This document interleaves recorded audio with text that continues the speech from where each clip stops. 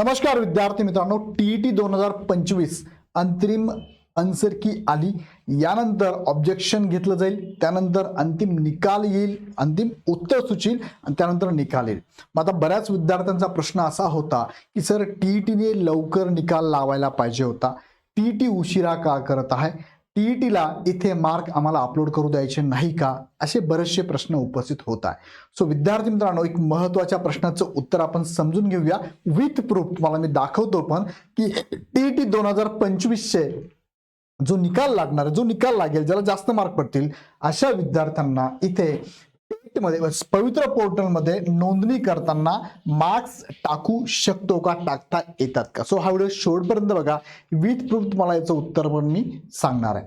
चला मुख्य मुद्द्याकडे जाण्यापूर्वी नेहमीप्रमाणे एक सांगू इच्छितो की तुम्ही तुमच्या मित्रांपर्यंत हा मेसेज पोहोचवा, ज्यांचं डीएड बीएड झालं असेल, ज्यांना शिक्षक व्हायचं असेल. त्यामध्ये 1 ते 8 गटासाठी पहिली पायरी आहे शिक्षक पात्रता परीक्षा, आणि ती शिक्षक पात्रता परीक्षा पुढच्या वर्षात टीईटी 2दा होणार आहे आणि सीटीटी सुद्धा 2दा होणार आहे. सो प्रिपरेशनसाठी इग्नाइट अकॅडमीच्या बॅचेस अवेलेबल आहे. ही बॅच चालू होते 22 डिसेंबर पासून. दोन्ही batches Drona 8.0 live plus recorded batch आहे, ज्याच्यामध्ये पेपर 1ची सेपरेट, पेपर 2 आणि पेपर 1+2 अशा सेपरेट 3 बॅचेस अवेलेबल आहे. आणि तुम्हाला सीटीटीची टीईटी बरोबर तयारी करायची असेल दोन्ही पेपरची, तर ती live plus recorded batch available असणार आहे. सो दोन्ही बॅचमध्ये तुम्हाला टू द पॉईंट शिकवणारी फॅकल्टी आहे, टेस्ट सिरीज आहे, नोट्स आहे, त्याचा ॲनालिसिस आहे आणि डाऊट क्लिअरिंग सेशनसह अगदी सर्वच गोष्टी यामध्ये कव्हर होणार आहे.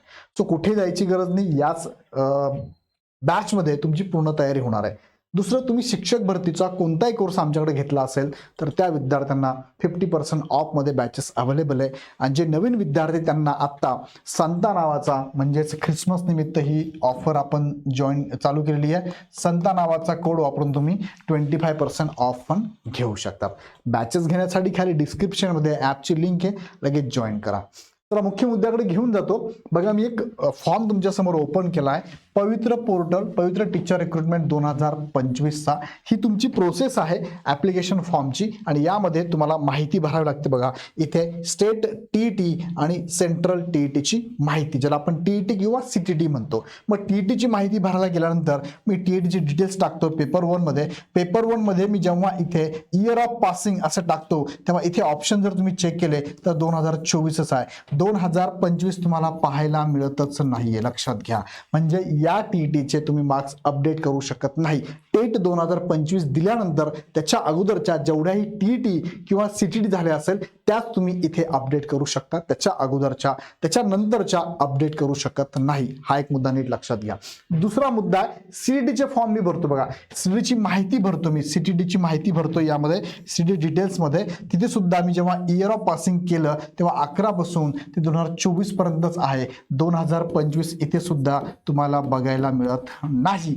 याचाच अर्थ 2025ला झालेली ही जी टीईटी आहे, हिचा जो निकाल लागेल तो निकाल तुम्हाला इथे अपडेट करता येत नाही. हे विथ प्रूफ मी तुम्हाला दाखवलं.